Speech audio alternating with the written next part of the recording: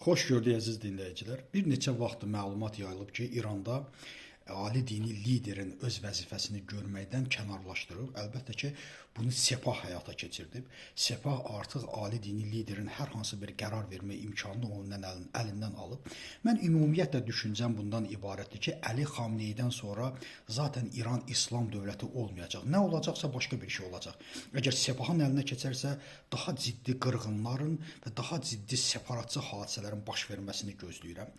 Və bu hadisələrdən biri də ondan ibarətdir ki, yerli insanların verdiyi məlumata görə İran Güney Azərbaycanda, bilirsiniz, Azərbaycan həmişə İranın qorxulu röyası olub. Güney Azərbaycanda həşd şabi qüvvələrini yerləşdirib. İstər Ərdəbil olsun, Urmiya olsun, Kürdistan əraziləri olsun.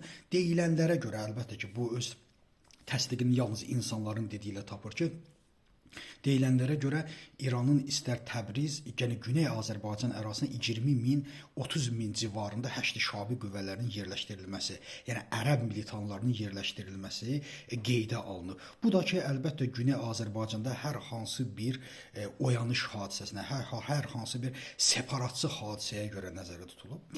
İkinci bir məsələ, bir maraqlı bir məlumat var ki, bunu İran siyasətçiləri danışdılar və İran siyasətçisi, adını yadımdan çıxartdığım İran siyasətçisi bildirir ki, biz milyonlarla dollar pul xərcləmişik Yaponiyada 6 il ərzində güya orada İslam ümmətinə yaxın müsəlman yetişdirməli idi.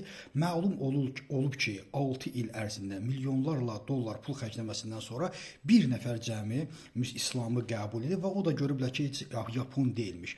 Baxın, bu insanların zəkası, bu insanların beyni bax bu formada işləyir. Baxın, niyə görə bir Yapon, bir Şintoist, nəyə görə bir Konfuist və bütün dəyərləri ilə yüksək olan bir Yapon niyə görə İranın dinini qəbul etməlidir, İranın yaydığı dini qəbul etməlidir? Məgər Yaponiya bilmirmi ki, bütün sərvətlərlə acından ölən bu dövlət ki, nəyə yarayır? Və yaxud da ki, Yaponiya bu günləri öz Toshibasından əl çəkib, öz Toyotasından əl çəkib İran kimi avtofa mı istehsal edəcəkdir? Və yaxud da ki, başqa bir sənaye mi istehsal edəcək? Bu günləri Yaponiya dünyaya örnək olan bir millətdir. Mən həmişə demişəm, bu günləri İslama ən böyük zərbə vuran adında İslam dövləti olan dövlətlərdir. İnanın mənə. Əfqanistan da dünyada İslamı biabır edir. İran da dünyada İslamı biabır edir. Səudiyyə Ərəbistan da dünyada biabır edir İslamı. Baxın, bu günləri İslamı dünyaya tərənnüm etməyin bircə dənə yolu var. Əgər bunu həqiqətən etməkdə səmimisinizsə, bir yolu var. O yolda öz ölkəni inkişaf etdirməkdir, öz ölkənə ədalət gətirməkdir, öz ölkənə xoşbəxtlik gətirməkdir.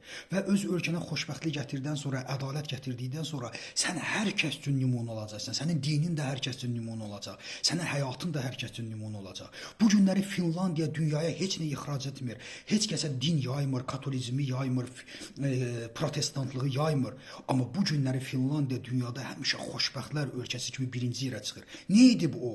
Nədir Finlandiyanı cazibədar eləyən? Finlandiyanı cazibədar eləyən odur ki, Finland xalqı, Finland hökuməti yalnız Finlandiya xalqının xoşbəxtliyi üçün çalışır, onun ədaləti üçün çalışır, onun gözəl yaşaması üçün çalışır. Və o dünyaya heç də bunu yaymır. Amma bugün Finlandiya bütün dünyanın gözündə ən inkişaf etmiş, ən xoşbəxt ölkədir. Görürsünüzmü?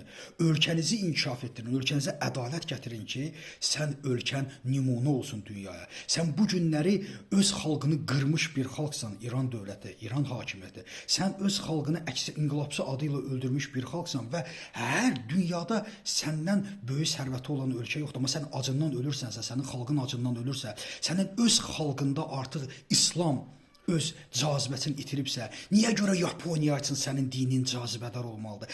Nədir sənin cazibəvin hökmü? Sənin cazibəvin hökmü insanları öldürməkdirmi? Birinin başı bir balaca açıq qaldı, onun üzünə kislata atmaqdırmı? Bütün eybəcərlikləri etməkdirmi? Sən bunun cazibəsi ilə Yaponiya cazibəsinə necə üstün gələ bilərsən? Əlbəttə ki, ən üstün gəlinən vəziyyət elə İslamda da Allahın buyurduğu kimi ölkəyə ədalət gətirməkdir, ölkədə işi işbilənə tapşırmaqdır və insanlara zülm etməməkdir. Allah zülm edənlərə qarşı vuruşmağı bizə məcbur bilmişdir. Ona görə də ən gözəl nümunə öz ölkənizə ədalət gətirməkdir. Onda sənin dinin də cazibəsini saxlayacaq, sənin həyatın da öz cazibəsini saxlayacaq, sənin xalqın da dünya üçün bir nümunəyə çevriləcək. Təşəkkür edirəm, diqqət.